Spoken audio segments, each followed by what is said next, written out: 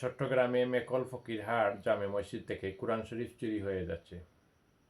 আপনারা ভিডিওটা দেখুক, আমি পরে কথা বললাম। কেন্দ্রীয় জামে মসজিদ থেকে এই ব্যক্তি হাতে নাতে কোরআন শরীফ সহ আটক হয়েছে। আর থানা পুলিশকে খবর দেওয়া হয়েছে, থানা পুলিশের লোকজন এসেছে, এখন এই ব্যক্তিকে নিয়ে যাবে।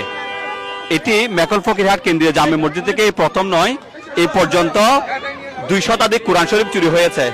এই কোরআন শরীফগুলো কে চুরি করেছে? আমি। কেন চুরি করেছেন?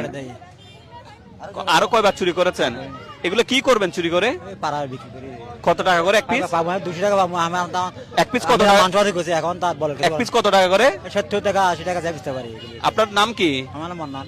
বাড়ি কোথায়? চন্দনাই। আমরা কোন দুনিয়াতে বসবাস করতেছি রে ভাই, যেখানে মসজিদ থেকে কোরআন শরীফ চুরি হয়ে যাচ্ছে।